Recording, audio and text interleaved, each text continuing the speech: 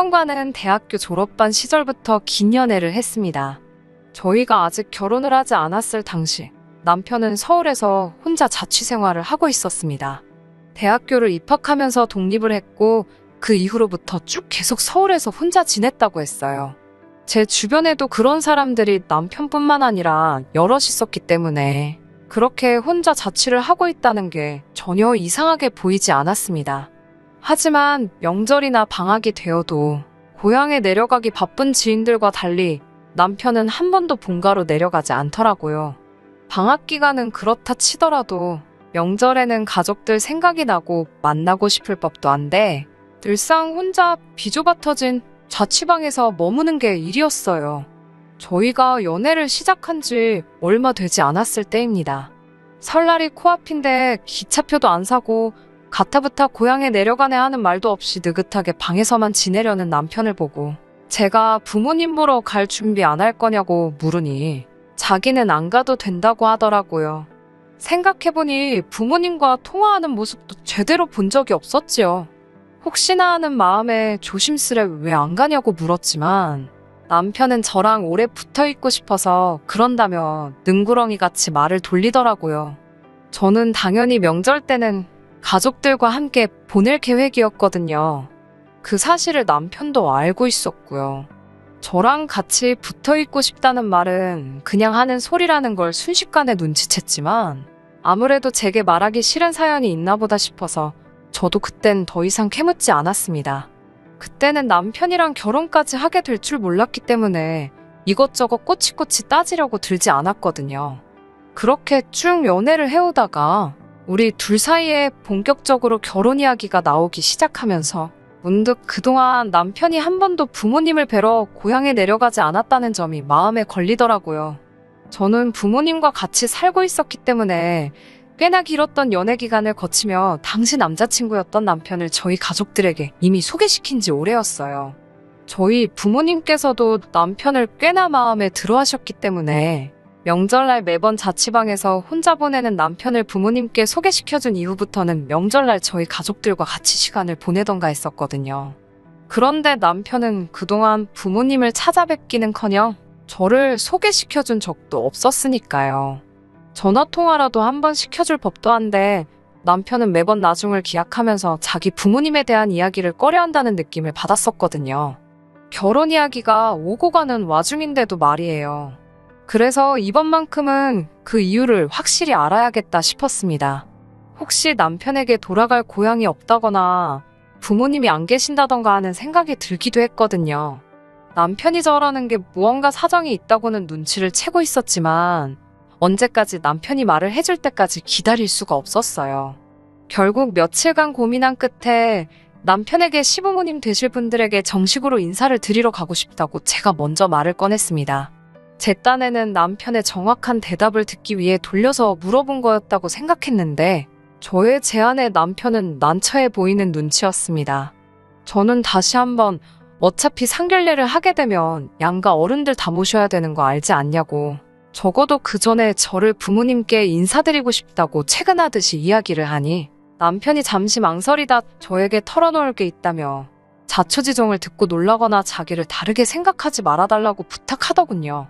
그런 남편의 말이 꽤나 비장하게 들려서 저도 어느 정도 각오를 했지만 남편이 들려준 이야기는 저에게는 꽤나 충격적인 이야기였습니다. 남편에게는 세 분의 아버지가 계시다고 했습니다.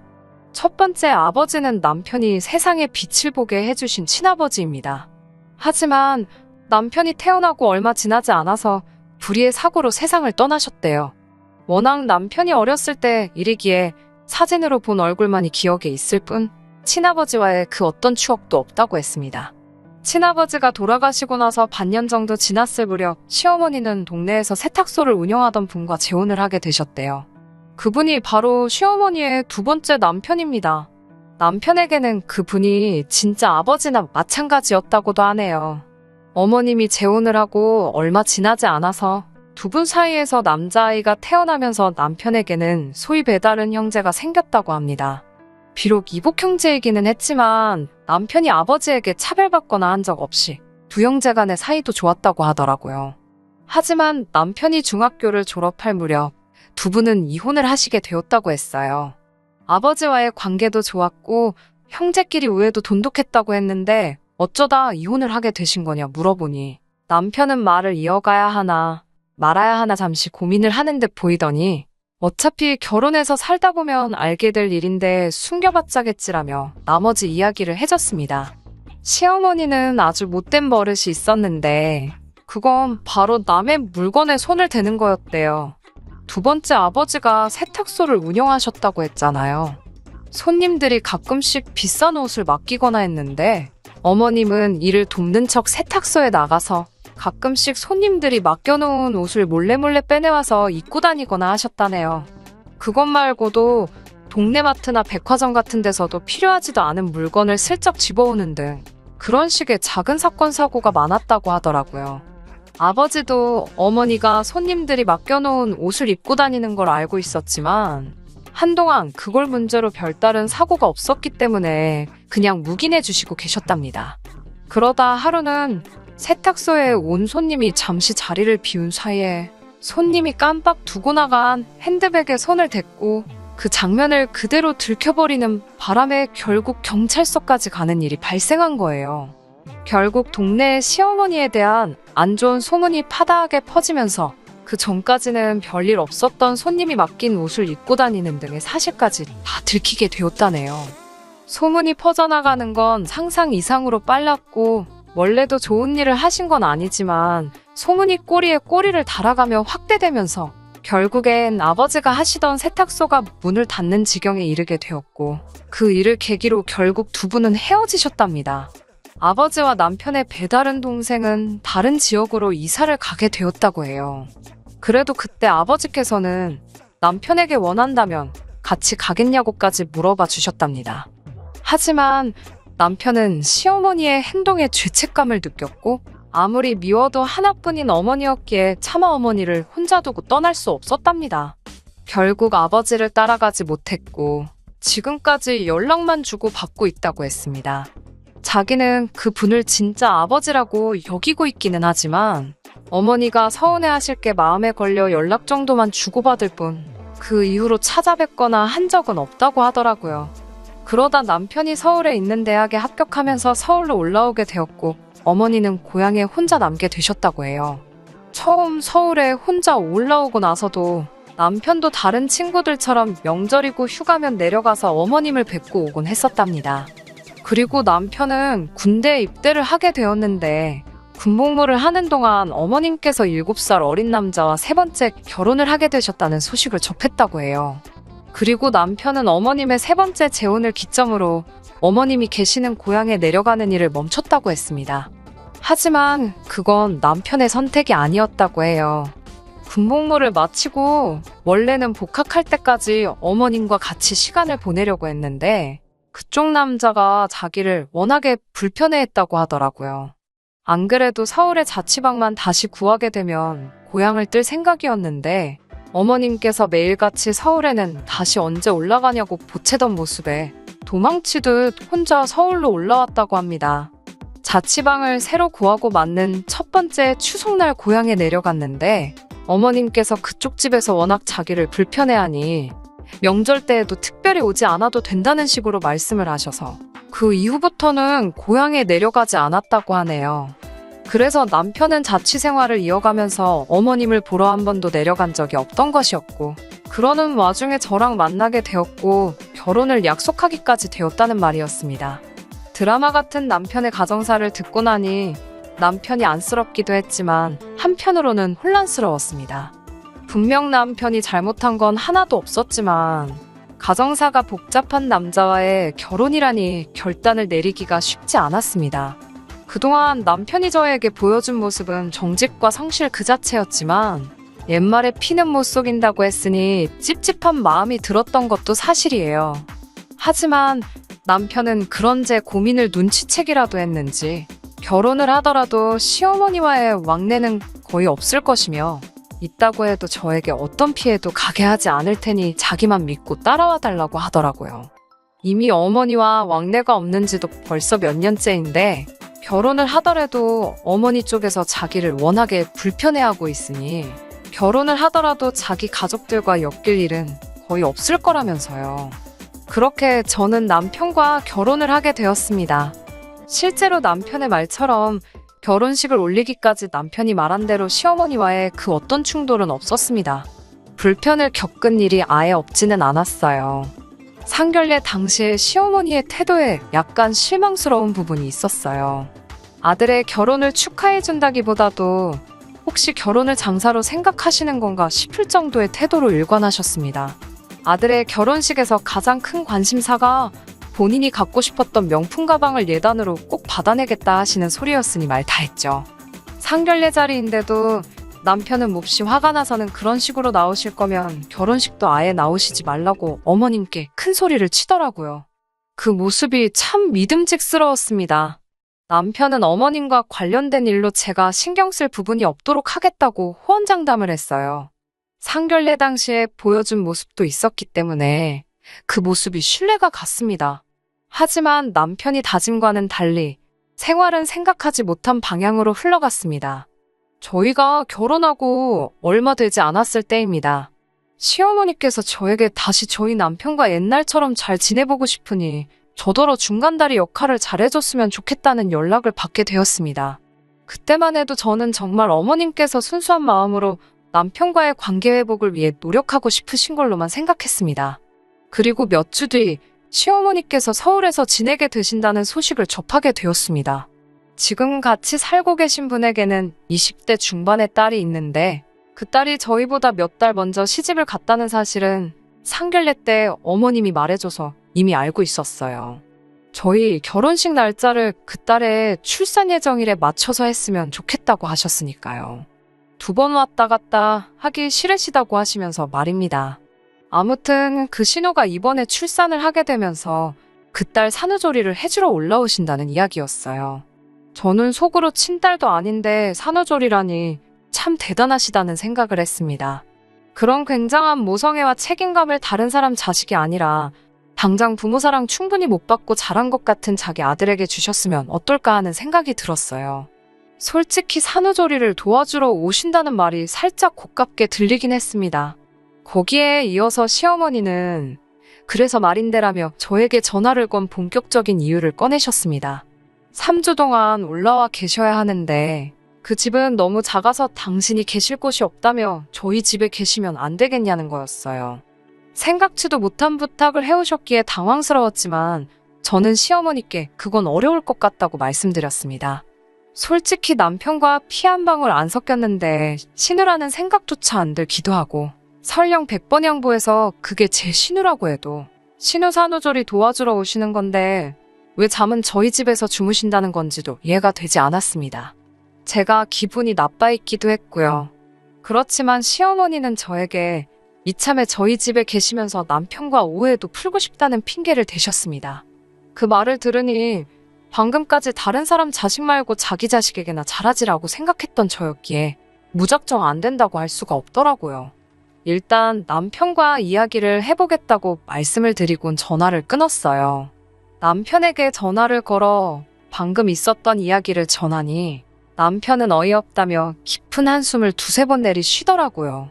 하지만 남편도 제 눈치를 보는 듯 했습니다. 말투에서 약간 아쉬움이 남아있는 듯한 게 느껴졌어요. 결국 저는 3주밖에 되지 않고 잠만 주무신다 하시니까 작은 방을 내드리자고 했습니다. 솔직히 저는 그런 계산도 했습니다. 이렇게 제가 판까지 다 깔아줬으니 두 사람이 앞으로 어떻게 되든 적어도 내 탓은 못할 거라는 계산이었어요.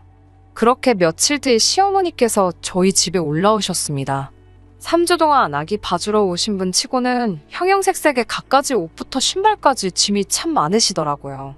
이런 건 문제가 아니었습니다.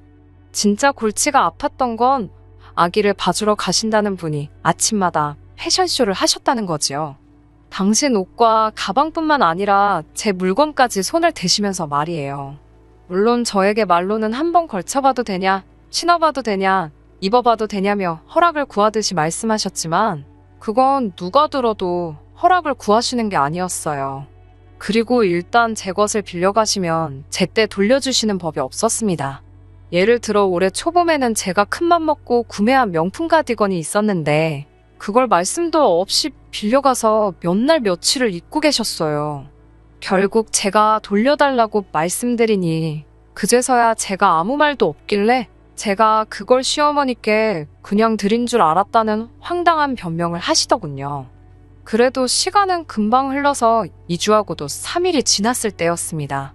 이날의 사건만 아니었다면 저도 남편과 헤어지지는 않았을 거예요. 앞서 말씀드렸다시피 시어머니는 제 옷과 가방을 늘 탐내셨습니다. 그러다 하루는 친정어머니가 저에게 선물로 사주신 명품 가방을 이번에도 저에게 말도 없이 들고 아기를 봐주러 가셨더라고요. 그날따라 저도 저녁에 약속이 있어서 그 가방을 들려고 했는데 가방이 사라진 걸 보고 정말 짜증이 났습니다. 그래도 시어머니께 전화를 걸어 따지는 건 예의가 아닌 것 같아 참았습니다. 그런데 이튿날 드레스룸을 확인했는데 여전히 가방이 보이지 않더라고요. 결국 어머님께 제 가방은 어디 있냐고 물었습니다. 어머님은 신우가 제 가방을 보더니 기저귀 가방으로 쓰기 딱이라며 예쁘다는 소리를 하더해서 그냥 줘버렸다고 하셨어요. 그때는 저도 신경질이 나서 아무리 그래도 제 물건인데 그렇게 허락 없이 마음대로 남한테 주시면 어떡하냐고 한마디 했습니다. 어머님은 저더러 치사하다며 그깟 가방 하나 때문에 시애미를 가르치려 드냐고 오히려 적반하장으로 나오시더군요. 남편이 퇴근한 뒤 시어머니가 잠시 자리를 비우셨을 때 오늘 있었던 일을 이야기했습니다. 남편이라도 적극적으로 제 편을 들어줬으면 좋았겠지만 남편은 어차피 결혼할 때 예단을 안 했으니까 그 가방 하나로 퉁쳤다 생각하라더군요. 예단을 안 했던 이유가 뭔지 기억이 안 나냐고 제가 한마디 했어요. 그런 일이 있었는데 이제 와서 뭘로 뭐를 퉁치라는 말을 하는 거냐고 팔은 역시 안으로 굽는구나 싶더군요. 며칠 뒤 어머님이 약속하신 3주가 되었습니다. 어머님이 며칠이라도 더 있다 가신다고 하면 어쩌나 솔직히 걱정을 했는데 오히려 어머님은 제가 잡기라도 할까 걱정이라도 되는 분처럼 서둘러 짐을 챙기셨어요. 그리고는 저랑 남편이 출근한 새해 인사도 없이 고향으로 내려가셨습니다. 그런 어머님의 모습을 보니 제가 좀 더 싹싹하게 잘해드리지 못해서 그런가 싶어 마음 한켠이 무거워지더라고요. 하지만 얼마 안가 그 이유를 알게 되었어요. 회사에서 성과급을 받거나 생각지 못한 여유돈이 생기면 저는 금을 조금씩 사모았고 그런 금이 모여 어느새 18K 금반지 4개, 24K 금반지 2개 등으로 늘어나 있었어요. 그런데 어머님이 집으로 가시고 나서야 그 금들이 없어졌다는 걸 알게 되었습니다. 도둑이 들었다면 집안이 난장판이 되어 있어야 하는데 화장품 통에 넣어놓은 금만 사라졌으니 환장할 노릇이었죠. 순간 시어머니가 머릿속에서 스쳤습니다. 시어머니는 옷하고 가방뿐만 아니라 제 화장품도 마음대로 가져다 쓰셨으니까 어쩌면 금을 넣어 둔 화장품통을 열어보셨다가 알게 되셨던 것 같았어요. 저는 고민 끝에 남편에게 금이 없어졌는데 시어머니의 소행 같다고 이야기를 했습니다. 그러자 남편은 한 번도 보여준 적 없던 표정을 하며 저를 믿고 어머니의 과거를 털어놓은 건데 제가 그걸 약점처럼 이용한다고 화를 내더군요. 무슨 소리냐고 정황상 그렇지 않냐고 이야기하는 거라니까 어떻게 며느리가 시어머니를 도둑 취급할 수 있냐고 난리더군요. 분명히 시어머니가 맞는데 그렇다고 들이밀 만한 확실한 증거가 없으니 미치겠더군요. 시어머니 고향에 쫓아가 동네 금은방이라도 다 뒤져야 하나 어쩌나 고민하던 그때 요 근래 시어머니가 시간만 있으면 핸드폰으로 중고시장을 검색하셨던 게 문득 떠올랐습니다. 저는 설마 하는 마음으로 저희 동네와 어머님 동네를 기준으로 검색을 시작했고 오래 걸리지 않아 제 금반지들을 찾을 수 있었습니다. 아니나 다를까 저희 시어머니가 금을 판다고 글을 올리셨더라고요. 금이나 명품은 중고거래를 하면 안 되는데 아마 그걸 모르셨던 모양이에요. 저는 남편에게 그 화면을 들이밀며 이건 어떻게 설명할 거냐고 따졌습니다. 그제서야 남편은 시어머니 고질병이 도진 것 같다며 미안하다고 반지는 자기가 빠른 시일 내에 가지고 오겠다고 하더군요. 저는 됐다고 경찰에 신고하겠다고 했습니다. 남편은 가족끼리 그런 거 신고해봤자 소용없다며 그냥 이참에 진짜 예단했다 생각하고 마음을 비우라고 그러더군요. 그놈의 예단 타령은 어지간히 하라고 제가 남편에게 소리를 질렀습니다. 도둑 엄마 둔 주제에 뭐가 그렇게 대단해서 예단 타령이냐고 소리를 치자 남편이 저더러 말 다 했냐며 자기 앞에 있던 신문지를 저에게 집어 던졌습니다. 이거 폭행죄로 내가 신고할 수 있다니까 마음대로 하라더군요.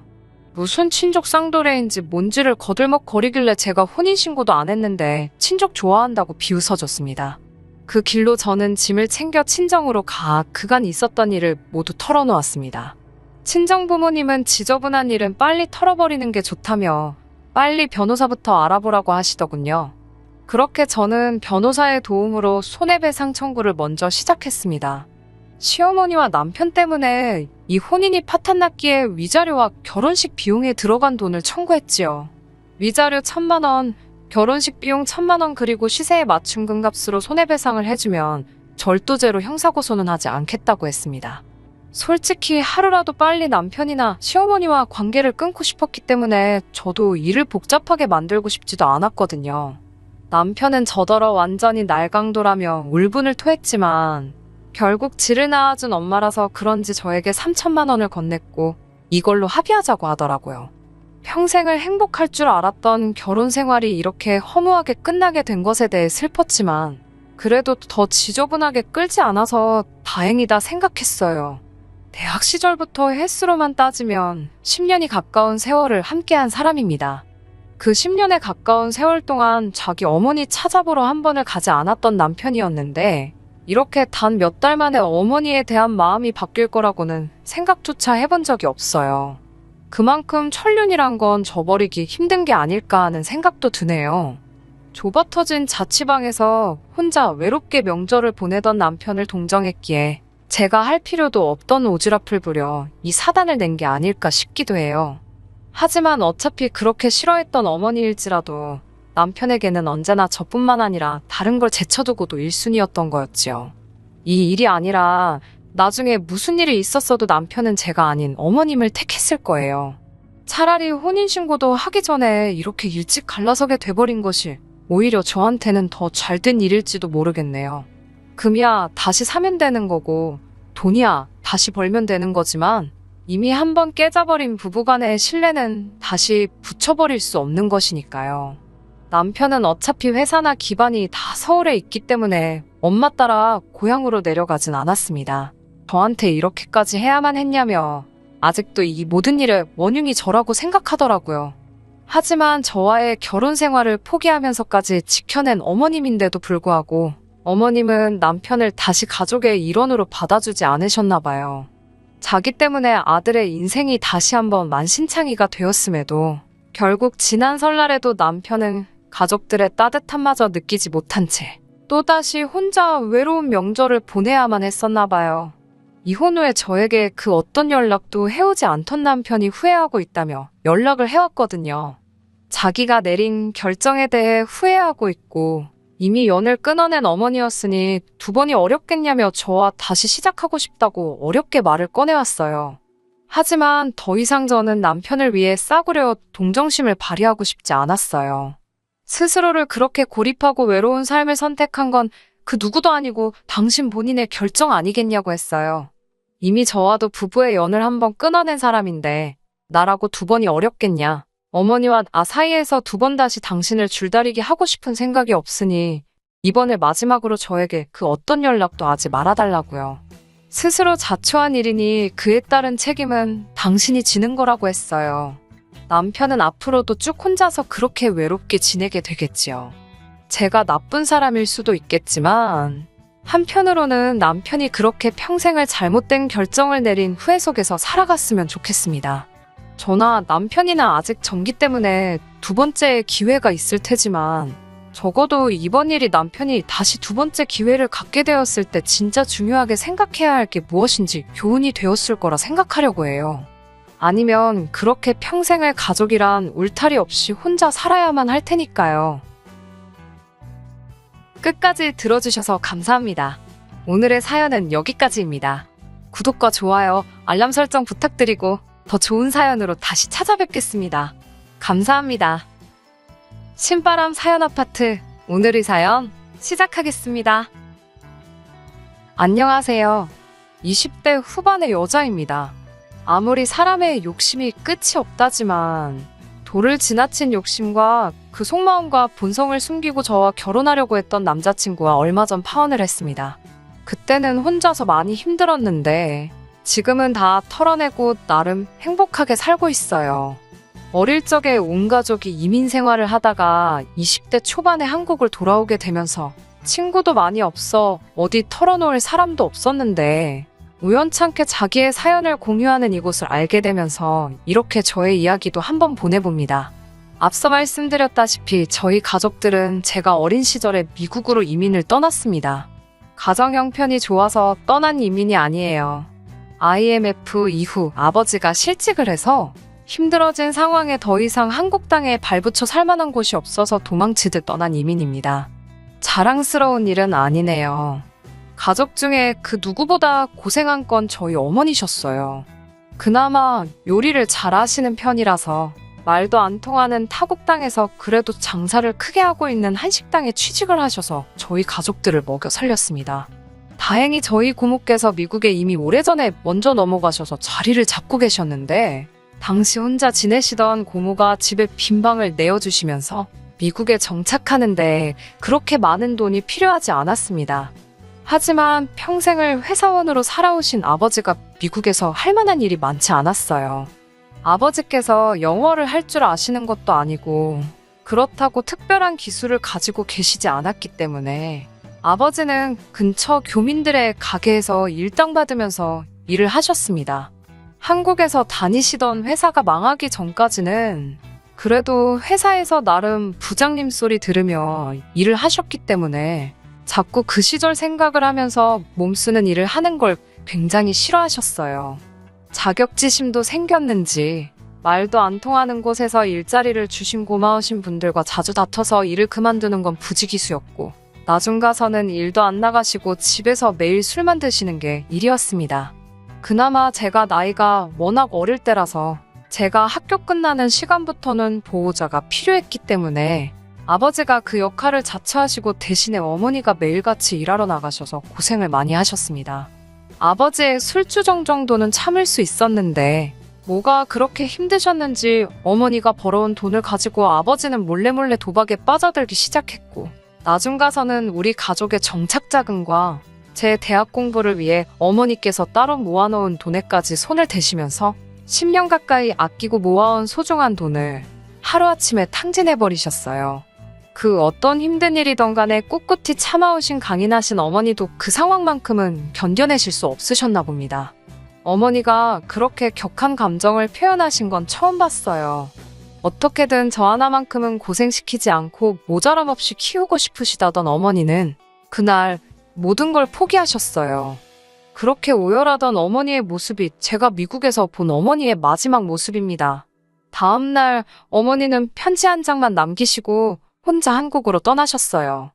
사람들은 왜 그렇게 있을 때 잘하지 못하고 지나고 나서 후회를 하고 반성을 하는지 모르겠습니다. 얼마 전 파혼한 제 남자친구도 그렇고 저희 아버지 또한 그랬어요. 어머니가 혼자 야반도주를 하시고 나서야 아버지는 정신을 차리고 이 일, 저 일 가리지 않고 손에 닿는 대로 다 하셨어요. 아버지가 하실 수 있는 일이 많지는 않으니 벌이가 좋지는 않았습니다. 엎친 데 덮친 격으로 고모까지 미국 사람과 재혼을 하게 되시면서 저희는 고모 집에서도 나갈 수밖에 없는 상황이 되었습니다. 저도 나름 목표하던 대학이 있었지만 아무리 장학금을 받아도 생활비까지는 제가 충당할 엄두가 나질 않더라고요. 그래서 저도 고등학교를 졸업하고부터는 일을 시작하게 되었습니다. 그래도 어머니한테 물려받은 재주가 있는지 제가 요리를 곧 잘하는 편이라서 도심지에 있는 나름 유명한 레스토랑에서 일을 시작할 수 있었습니다. 기약이 없는 이민 생활이었지만 그래도 아버지와 제가 둘이서 돈을 모으기 시작하면 10년 정도만 모으면 아버지와 제가 둘이 살만한 작은 집 정도는 하나 살 수 있겠다는 계산이 서더라고요. 원래는 어머니가 모았던 돈이 있었다면 진작에 샀을 집이었지만 아버지가 그 돈을 다 날려먹었으니 고모 집에서 나온 이후로는 한 달에 100만 원이 가까운 돈을 내면서 월세살이를 하고 있었거든요. 정말 월세로 내는 돈이 세상에서 제일 아깝다는 생각마저 들었습니다. 그렇게 3년 동안 열심히 어깨너머로 요리도 배우고 정신없이 바쁘게 살면서 돈을 모아왔습니다. 제가 한국으로 돌아오기로 결심하게 된 건 통장에 차곡차곡 쌓이고 있는 돈을 보는 게 인생의 유일한 낙이었던 언젠가였습니다. 평소처럼 열심히 일을 하다가 퇴근을 했는데 아버지가 집에 계시지 않더라고요. 이따금씩 새벽까지 일하시는 게 있으셔서 아침이 돼서야 들어오시려나 보다 하고 대충 넘겼어요. 그리고 아침에 일어났는데 아버지가 돌아오실 시간이 넘었는데도 돌아오지 않으시더라고요. 전화기도 꺼져 있고 어디서 뭘 하시는지 걱정이 돼서 그날은 출근까지 할 수 없었습니다. 아버지의 행방을 알 수 있던 건 그날 저녁이었어요. 경찰서에서 연락이 왔습니다. 아버지가 술에만 취해서 행패를 부리고 다닌다고요. 수중에 돈도 얼마 없었는데 탈탈 긁어모아 보석금을 내고 아버지를 빼내왔어요. 아버지는 술이 아직도 깨지 않으셨는지 제가 운전하는 차 옆에서 고개를 돌린 채 아무 말도 없으시더라고요. 그리고 나서 충격적인 사실을 전해 듣게 되었습니다. 아버지가 다짜고짜 미안하다면서 눈물을 보이시더군요. 안 좋은 예감이 들었지만 아버지가 울고 계시니 왜 그러시냐 물어볼 수밖에 없었어요. 아버지는 기어이 여태까지 아버지가 모은 돈과 제가 졸업 후에 대학교도 포기하고 모아놓은 돈에 또다시 손을 대신 거였어요. 같이 일하시던 분하고 잠깐 놀러 갔다던데 조금씩 돈을 잃기 시작하니 본전 생각이 나서 한 번만 더 하다가 통장에 있는 돈까지 손을 대신 거였어요.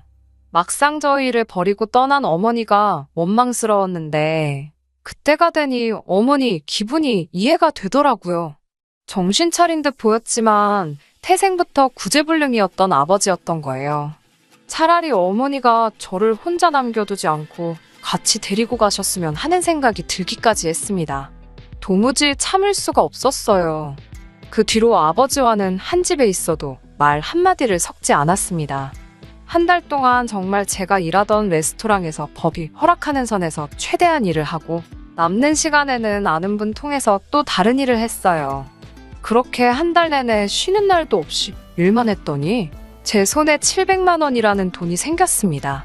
그 돈으로 아버지가 혼자 지낼 수 있게 한 달치 월세를 미리 내놓고 또 나머지 100만 원은 현금으로 찾아서 허튼 데 쓰지 말라는 편지만 남겨두고 남은 돈으로는 비행기표를 사서 저도 혼자서 귀국길에 올랐습니다.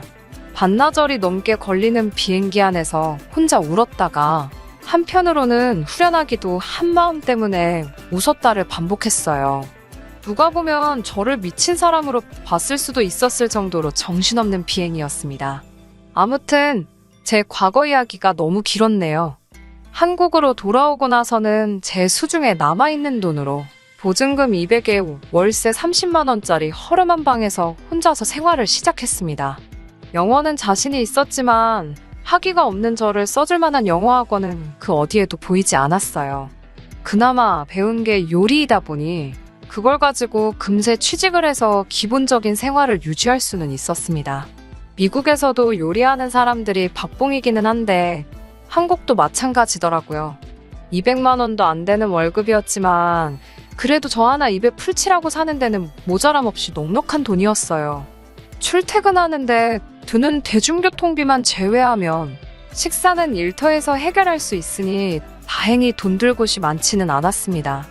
허름한 월세방을 탈출하고 싶은 마음은 굴뚝 같았지만 당장 이 집보다 싼 곳을 찾을 수가 없어서 한동안 지내게 되었어요. 박봉인데다가 정신없이 바쁜 직장 생활이었지만 언젠가는 저도 적당한 아파트 한 채 얻어서 아버지처럼 가족들 고생만 시키는 그런 사람이 아니라 저를 많이 아껴주고 저를 위해 희생할 수 있는 그런 사람을 만나 가정을 꾸리고 그렇게 평범한 인생을 살겠다는 목표 하나만 가지고 이악 물고 버텼습니다. 그렇게 하루하루를 살아가고 있던 제게 결혼까지 약속하게 되는 그런 사람이 찾아왔어요. 정말 상상도 못한 만남이었습니다. 하루는 제 핸드폰으로 모르는 번호로 전화가 왔어요. 보통 모르는 번호로 전화가 오면 받지를 않는데 같은 번호로 수도 없이 전화가 걸려왔습니다. 계속해서 무시하고 있었는데 문자로 제 이름을 들먹이며 어머니 일로 전화를 드렸다는 문자를 받았습니다. 어머니와는 이미 10년 가까이 연락 한 통 없이 지냈는데 어떻게 제 정보를 알아내서 사기를 치려는 건가 하는 의심이 들었지만 또 어머니라는 단어를 보니 그 문자를 모르는 척 할 수가 없겠더라고요. 그 문자를 받고 나서 몇 시간 정도 혼자 고민하다가 무슨 이야기인지 드러나 보자는 심정으로 전화를 걸었습니다. 전화기 너머로 제 또래 정도로 생각되는 남자의 목소리가 들려왔어요. 남자는 자기를 어머니와 꽤 오래 같은 식당 홀에서 서빙일을 하는 사람이라고 소개했습니다. 저희 어머니는 주방에서 일을 하셨는데 일터에서 만난 두 사람이지만 어머니께서 제 또래인 그를 보고 제 생각이 많이 나서 여러모로 신경을 많이 써줬다고 하네요. 그렇게 저를 안심시키고 나서 곧바로 금전을 요구할까 싶어 많이 걱정했는데 그는 곧바로 어머니에 대한 소식을 전해줬어요. 어머니가 많이 아프시다고요. 어머니가 입원해 계신다는 병원 주소를 받아 그 병원으로 향하는 택시 안에서 참 여러 가지 생각이 오고 갔어요. 어머니가 아프다는 말에 걱정이 되면서도 어머니가 어떻게 제가 한국으로 돌아온 사실을 알고 계셨던 걸까? 아니면 정말 금품을 노린 신종 사기 수법인가 하는 등등 어머니를 다시 만날 수도 있다는 기쁨과 많이 아프시다는 말에 기대 반 걱정 반으로 병원으로 향했습니다. 병원 대합실에서 저를 기다리던 그와 만났어요. 평범하고 무난한 인상이라 그런지 이 사람이 저에게 사기를 칠 것 같다는 생각이 들지 않았습니다. 어머니가 계신다는 병실에 어머니가 안 계시다면 그냥 그 길로 저는 돌아가 버리면 되는 상황이고 병원 안에도 사람이 많았기 때문에 저한테 해코지를 하거나 위험한 일들이 생기지 않겠다는 확신이 들어서 그를 따라갔어요.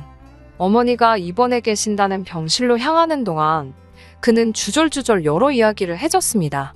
저를 찾는데 정말 너무너무 힘들었다. 겨우 찾았다고 생각했는데 전화를 안 받아서 집 주소까지 알아내서 찾아가 볼까도 고민 많이 했었다 하면서요. 금세 어머니가 입원해 계시는 병실에 도착했고 저는 그날 어머니와 10년 만에 재회를 하게 되었습니다. 하지만 재회의 기쁨도 잠시 어머니는 정말 몸이 많이 안 좋아 보이셨어요. 암이 이미 전신으로 퍼져서 손쓸 방도가 없다는 충격적인 소식을 전해주셨습니다. 매일같이 저를 두고 온 마음의 잠도 제대로 못 이루고 계셨다고 해요. 돈을 어느 정도 모아 안정이 되고 나면 그때가 돼서야 저를 부르려고 했는데 안정이 되기도 전에 몸이 이 모양 이 꼴이 되었다고 슬퍼하셨습니다. 암이 발견되고 나서 어머니에게 주어진 시간이 얼마 남지 않았다는 걸 알게 되셨고 그때가 돼서 가기 전에 제 얼굴이라도 한번 보고 싶어서 미국에 있는 아버지에게 연락해서 제 이야기를 물어봤다고 하네요. 아버지가 잘 계시는지 따위는 묻고 싶지도 않았습니다. 그래도 순순히 제가 한국으로 돌아갔다는 이야기를 어머니께 해주신 것 같아요. 같이 일을 하는 이 청년에게 부탁해서 저의 행방을 찾아달라고 부탁을 하셨다는 거예요. 그는 어머니의 부탁을 멋지게 수행해낸 거고요. 어머니는 이제 제 얼굴 한 번 보고 그렇게 떠난 걸 제게 사과도 하셨으니 이제 더 이상 여한이 없다고 편하게 갈 수 있겠다고 웃으셨어요.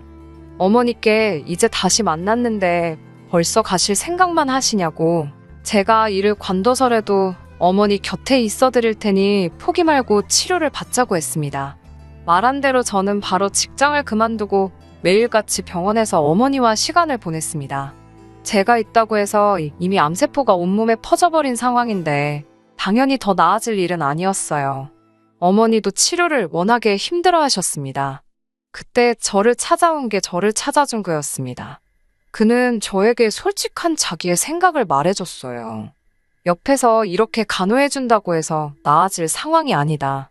힘든 건 알지만 이렇게 어머니가 병원에서 생을 마감하시게 하는 것보다 차라리 치료를 포기하더라도 얼마 남지 않은 기간이겠지만 좋은 곳도 다니고 맛있는 것도 먹으러 다니고 그동안 못 해드렸던 일을 해주는 게 더 낫지 않겠느냐 하고 단도직입적으로 묻더라고요.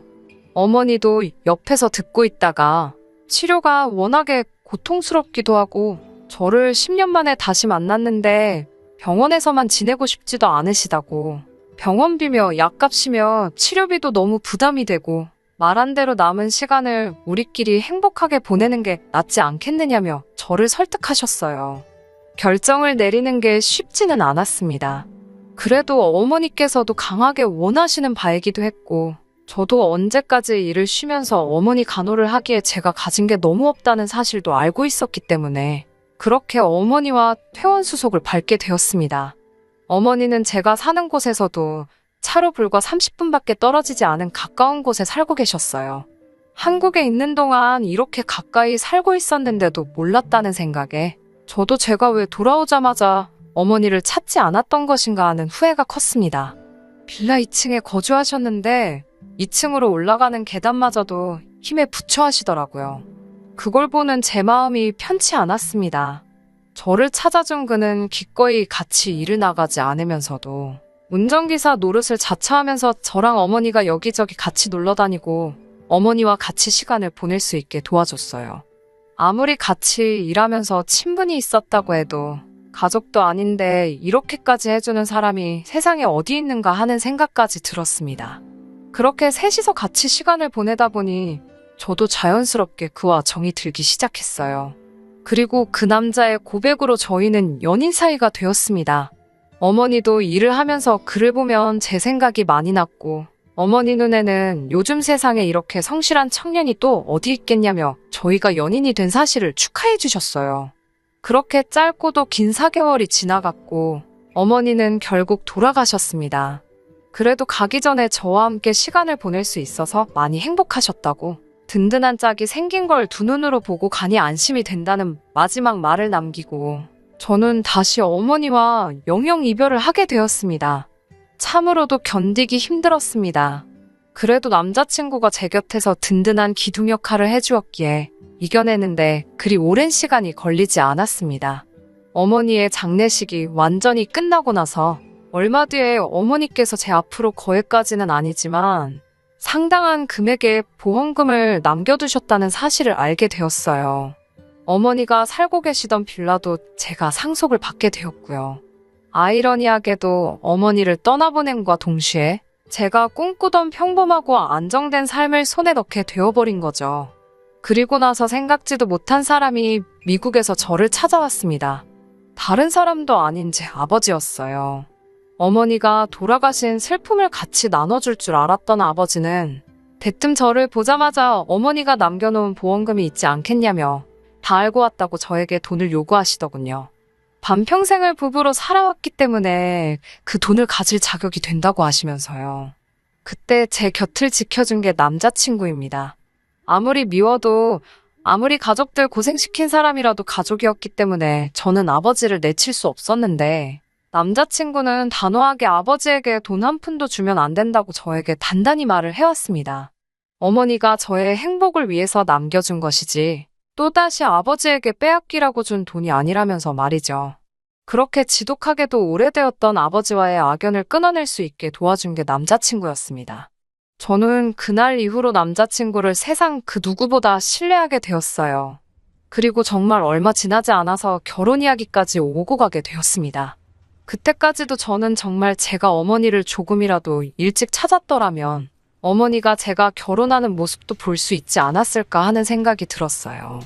같이 있을 때는 너무나도 든든한 남자친구였지만 요 몇 달간 제가 어머니와 시간을 보내는 걸 도와준다고 그나마 다니고 있던 식당에서 해고까지 당하는 바람에 마땅한 직장도 없는 사람이었으니 당장 아무런 벌이가 없는 상황이었어요. 신랑감으로 적합한 상황이 아니라는 건 알고 있었습니다. 그래도 상관없었습니다. 어머니가 남겨주신 집도 있으니 신혼집 걱정할 것도 없고 저는 그래도 경력이 있기 때문에 당장 직장을 구하는데 별 문제가 없었습니다. 그러는 와중에 남자친구가 어머니의 보험금을 가지고 체인점 형식의 식당을 하나 오픈하면 어떻겠냐고 제안을 해왔어요. 어쨌든 접객을 해본 경험도 있고 저도 요리가 본업이다 보니 괜찮은 제안이라 생각했습니다. 당장은 제가 출근을 하기로 하고 그동안 남자친구는 가게 자리와 어떤 체인점을 오픈할지 알아보기로 했고 그렇게 저희는 서로의 미래를 약속하고 결혼 준비를 하기 시작했습니다. 하지만 결혼 약속을 하고 나서 이 남자의 시커먼 속내를 알아버리게 되었습니다. 일을 마치고 나서 저녁 늦게 집에 들어왔는데 현관문 너머로 집안의 인기척이 느껴지더라고요. 남자친구가 와 있나 하고 문을 열고 들어갔는데 남자친구 혼자만 있는 게 아니었습니다. 남자친구의 어머니가 같이 계시더군요. 결혼을 약속하긴 했지만 아직 정식으로 인사를 드린 적도 없는데 저희 집까지 어머니를 데리고 들어온 이유가 뭔지 참 궁금했어요. 어머님에게 인사를 시키기엔 장소가 제가 사는 집이라는 것이 이해할 수가 없었습니다. 그런데 어머님께서 꺼내시는 말을 듣고 그 속셈이 무엇인지 단번에 알아차리게 되었어요.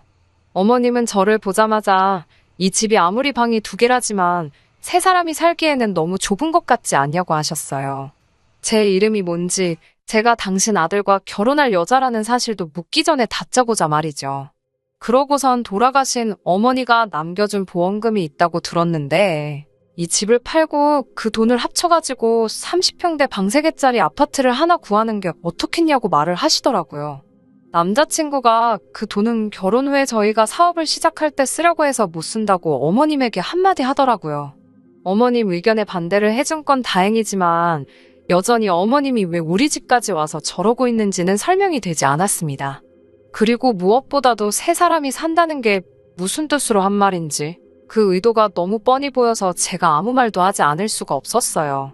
그래도 시어머니가 되실 분인데 시작부터 단추를 잘못 끼울 필요는 없으니 못 알아들은 척 아직 남자친구와는 자녀 계획은 따로 없고 둘이서 살기엔 교통도 그렇고 이만한 집이 또 없다고 생각한다고 말했습니다. 하지만 어머님도 여간내기가 아니셨어요. 자기가 한 말 뜻을 정확히 알아들었으면서 모르는 척하는 것 좀 보라며 제 머리 꼭대기 위에 서 계시더라고요. 어머님과 저 사이에 묘한 기류가 흐르기 시작하니 남자친구가 그걸 눈치채고는 둘 사이에 끼어들어서 분위기를 전환하려고 하더라고요. 좋은 소식을 전해주러 온 자리인데 2사람 다 서로 날세울 필요 없다고 하고는 좋은 소식이라고 전해주는 말이 다른 게 아니고 가게 자리도 수배가 끝났고 요즘 유행하는 치킨집을 하기로 결정했다는 거예요.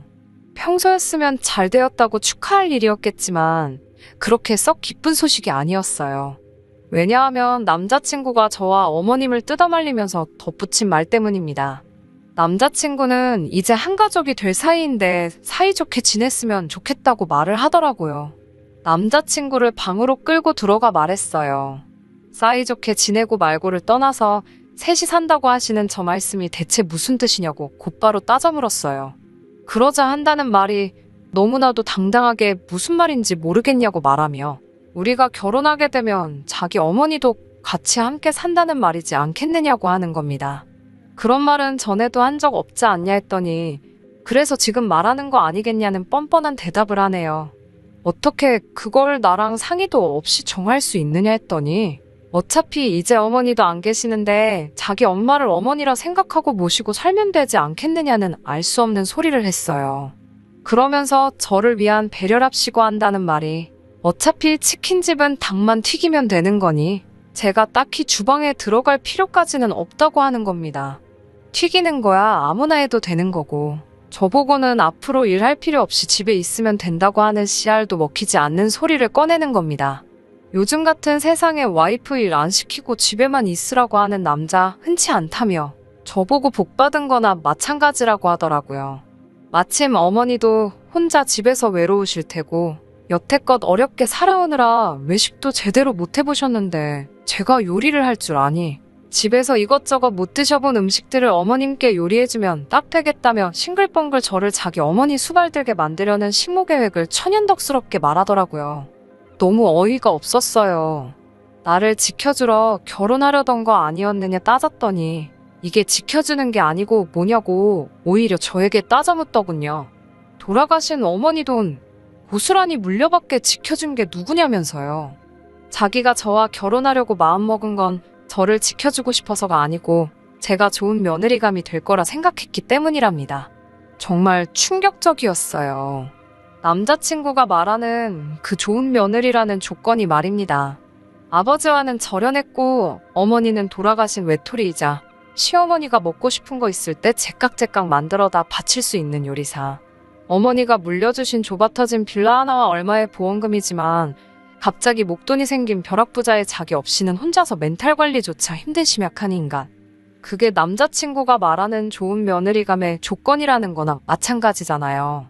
그동안 남자친구에게 신세를 많이 지기는 했지만 이렇게 아무런 상의도 없이 일을 결정하고 어머님까지 집에 모시고 온 걸 보니 이미 두 사람은 이야기가 끝난 상태라는 건 물어보지 않아도 뻔한 이야기였어요. 저는 남자친구에게 당신 덕분에 어머니와 재회도 하고 좋은 추억을 쌓은 건 평생에 걸쳐 감사할 일이지만 결혼은 다시 생각해보는 게 좋겠다고 말했습니다. 이런 식으로 저에게 한마디 없이 결정되는 일이 이게 마지막은 아닐 것 같다고.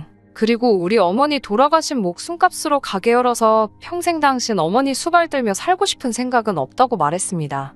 밖에서 이야기를 몰래 듣고 계시던 어머님이 저에게 말하는 꼬라지 좀 보라고.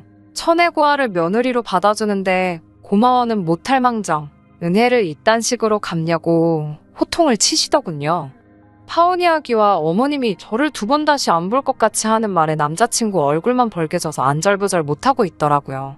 아무리 남자친구가 저에게 못할 짓을 했어도 적어도 이 상황에서 어머님과 함께 사는 건 다시 생각해보자고만 했다면 저는 끝까지 파혼을 밀고 나갈 생각은 없었습니다.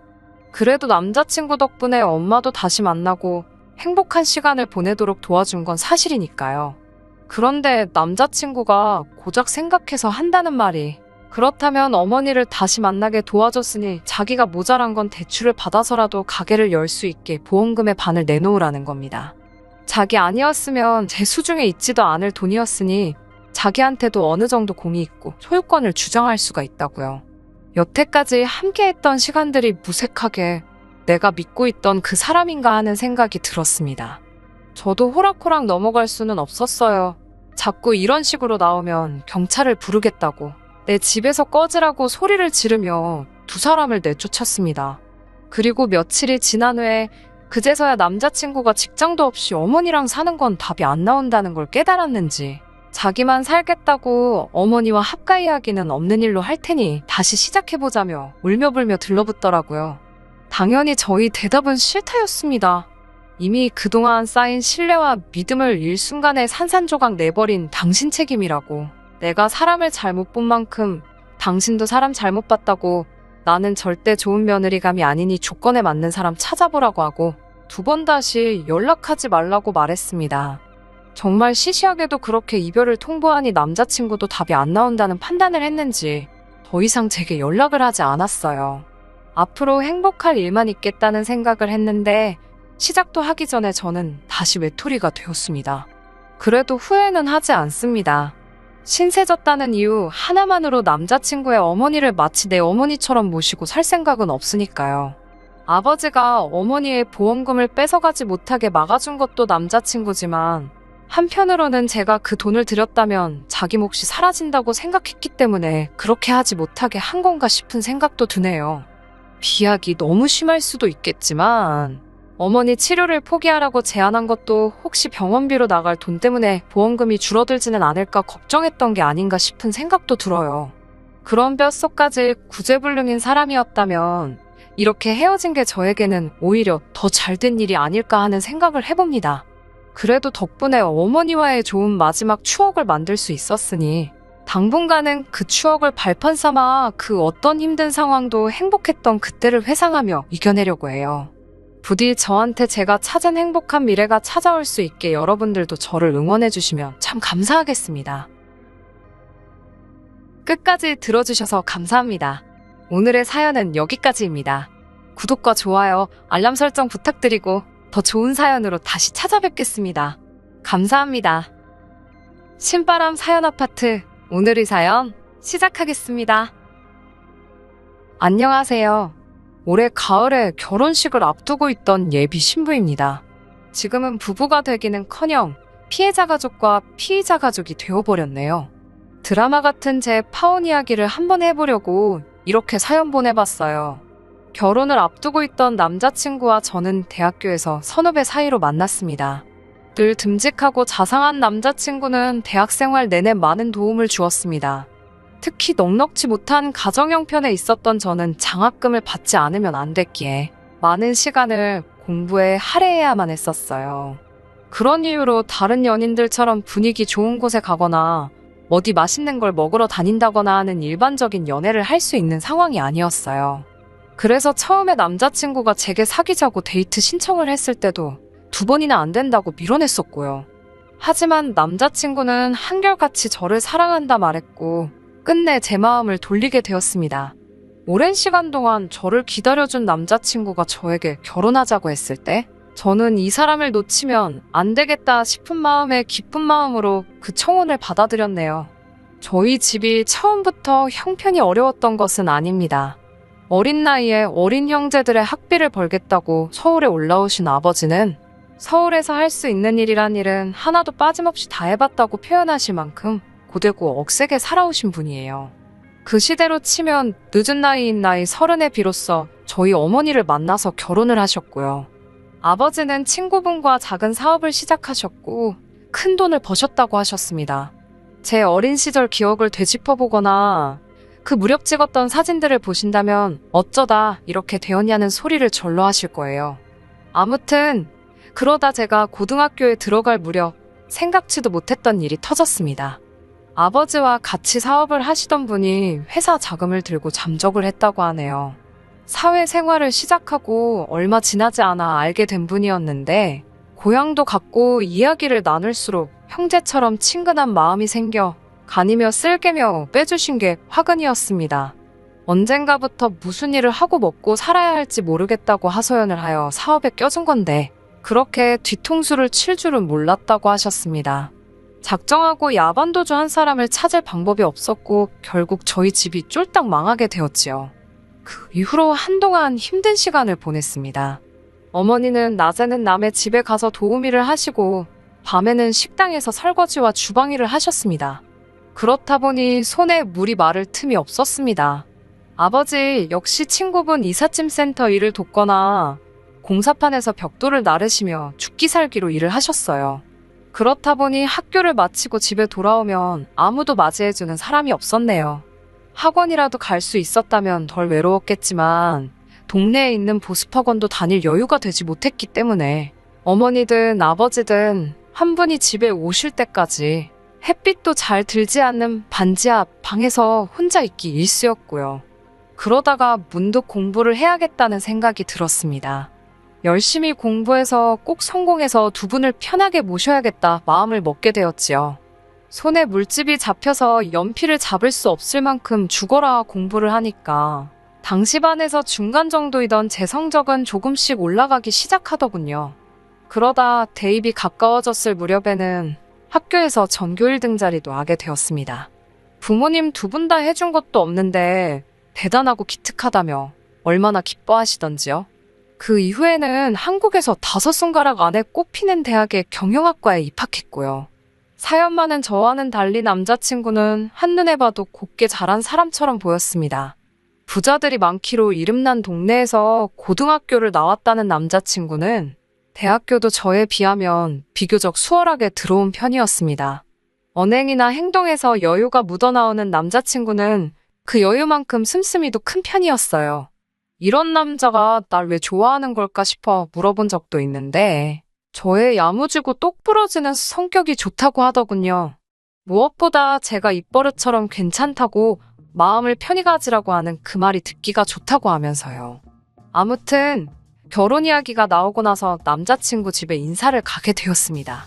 남자친구 어머니는 여자친구를 집에 데려온 적이 없어서 연애도 안 하나 걱정을 하셨다며 저를 반갑게 맞아주셨습니다. 당신은 검소하고 단정한 사람을 좋아한다면서 제가 참 마음에 든다고 하셨어요. 하지만 남자친구가 자리를 비우자 태도가 싹 돌변하시더군요. 뭐랄까 싫은 소리는 안 하시는데 눈빛에 냉기가 돌았다고 할까요. 그러더니 누가 먼저 만나자고 그랬냐 물어보셨고 혹시 당신 아들을 돈 보고 사귀냐고 묻더라고요. 황당하고 어이가 없었던 제가 남자친구가 저를 먼저 따라다니기 시작했다 말씀드렸습니다. 최초에는 제가 남자친구의 데이트 신청을 거절하고 스스로 거리를 두었다는 사실도요. 제 사내는 관심도 없고 애초에 얼마나 되는지도 몰랐다고도요. 솔직하게 말씀을 드렸는데 피식 코웃음을 치시더니 요즘 애들은 당신 때랑 다르게 입에 침도 안 바르고 거짓말을 한다고 하셨습니다.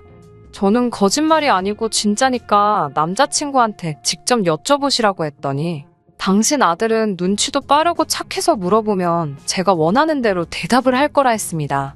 어이가 없고 황당해서 다시 한마디 하려는데 자리를 비웠던 남자친구가 돌아왔습니다. 그러자 남자친구 어머니는 언제 그런 일이 있었냐는 듯이 저와 이야기를 해볼수록 통통 튀는 매력이 있다며 남자친구에게 제 칭찬을 하시더군요. 이 일을 겪은 뒤 저는 남자친구에게 이별을 통보했습니다. 차마 남자친구 어머니가 이중인격 사이코 같다는 소리는 못하고 그냥 우리는 안 맞는 것 같다고 했습니다.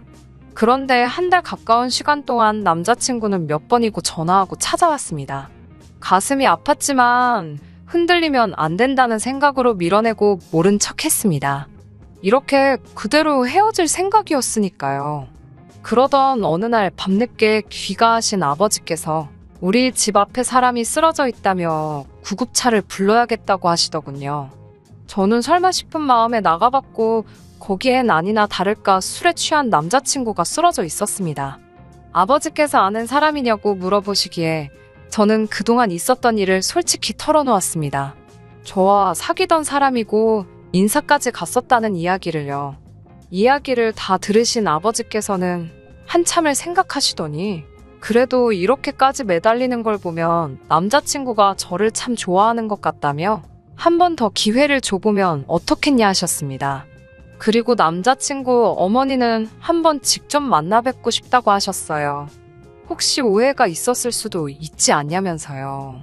그렇게 남자친구와 저는 다시 시작하게 되었고 이 모든 게 저희 부모님 덕분이라는 걸 알게 된 남자친구는 이미 마치 사위라도 됐냐. 저희 부모님에게 정성과 시간을 쏟으며 참 잘하더라고요. 그리고 얼마 지나지 않아 남자친구의 과거를 알게 되었습니다. 하루는 남자친구가 저희 아버지와 호프집에서 맥주를 마시고 있다고 하더라고요. 제가 집에 언제 가려고 그러냐고 얼른 가라고 하자 자기는 집이 싫답니다. 그게 무슨 소리냐고 물으니 자기 집에는 다 가짜밖에 없대요. 남자친구의 사연은 충격적이었습니다. 어린 시절 친아버지를 잃고 어머니 손에서 자라던 남자친구에게 아버지가 생긴 건 남자친구가 고등학교에 들어가고 얼마 지나지 않아서랍니다. 당시 어머니께선 큰 빚에 시달리고 있었는데 지금의 아버지가 그 빚을 갚아주는 대신 결혼을 하자고 하셨다는 거예요. 문제는 막상 두 분이 결혼을 하시긴 했는데 새아버지께서는 애시당초 어머니만을 좋아하셨을 뿐 남자친구에게는 굉장히 냉랭하셨답니다. 심지어 어머니와 아들 사이인데도 갈라놓지 못해 안달이셨고 행여 남자친구의 어머니가 남자친구를 위해 맛있는 음식이라도 해주는 꼴을 못 보셨대요. 듣자 아닌 남자친구를 아들이 아닌 질투의 대상으로 여기셨던 모양이에요. 문제는 남자친구의 어머니도 혼자 애를 키우며 고군분투하던 그 시절로는 돌아갈 수 없다며 남자친구에게 어떻게든 새아버지 눈에 들도록 노력을 하라 강요했다고 합니다. 남자친구는 자기 때문에 다시 고생하는 건 볼 수 없다는 생각에 억울하고 힘들어도 그냥 버텼다고 하더군요.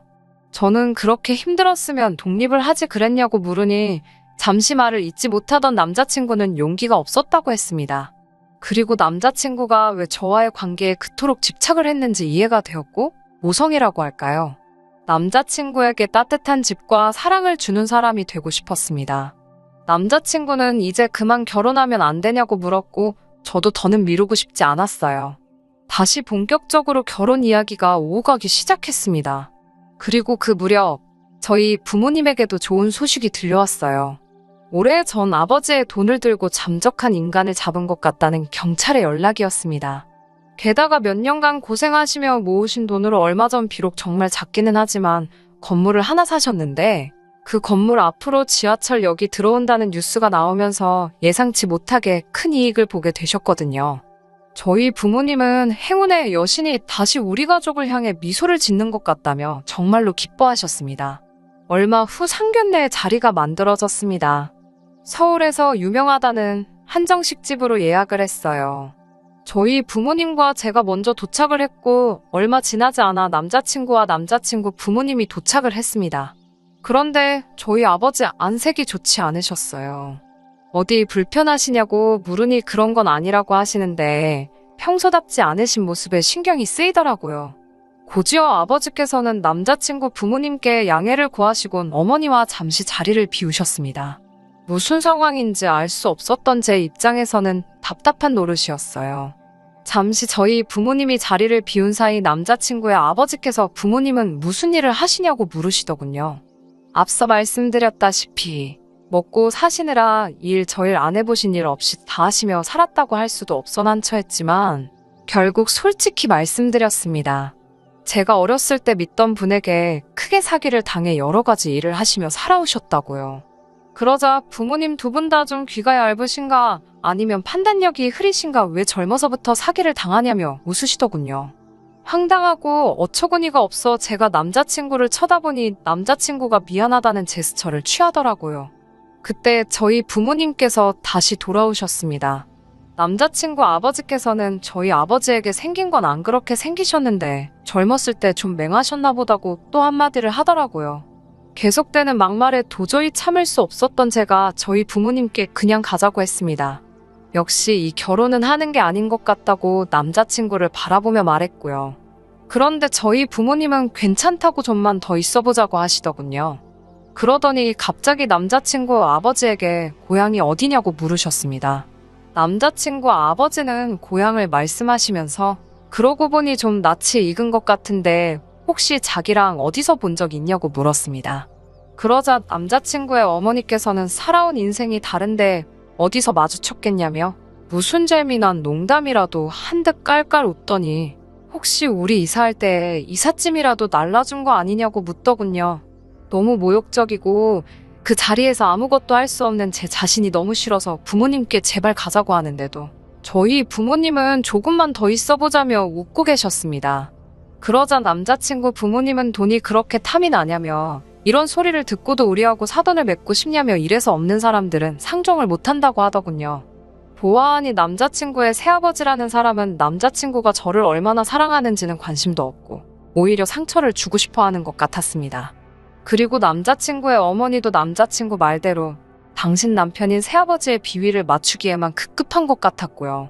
이런 집구석에 결국 남자친구를 혼자 남겨두어야 한다는 사실이 가슴 아팠지만 어쩔 수 없는 선택이었습니다.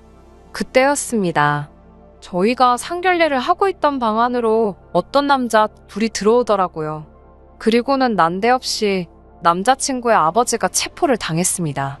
사기 어쩌고 하는 것 같았는데 정신이 하나도 없더라고요. 저희 아버지께서는 그제서야 남자친구 아버지에게 욕을 하면서 너 이 자식 내 돈 가지고 그간 떵떵거리며 잘 살았냐며 어떻게 나한테 그럴 수가 있냐고 울분을 토해내셨습니다. 그제서야 남자친구의 아버지가 바로 저희 집을 가난의 구렁텅이로 밀어넣은 장본인이라는 걸 알게 되었네요. 속사정을 아는지 모르는진 몰라도 남자친구의 어머니는 뭔가 잘못된 게 분명하다며 악을 쓰고 남자친구는 넋이 나간 사람 같았습니다. 남자친구의 새아버지는 처음엔 그게 무슨 소리냐고 자긴 아무것도 모른다고 소리를 쳐댔지만 곧 순순히 경찰을 따라가더군요. 남자친구의 아버지 때문에 10년 가까운 세월을 고통받고 살았다 생각하니 어떤 용서도 할 수 없었습니다. 비록 남자친구의 친아버지는 아니었지만 솔직히 남자친구를 우리 가족으로 받아들일 수가 없었습니다. 저희 가족이 응당 누리고 살았어야 할 삶은 남자친구의 가족이 누리고 살았다 생각하니 남자친구를 사랑하는 마음과는 별개로 원망스럽고 믿기까지 하더라고요.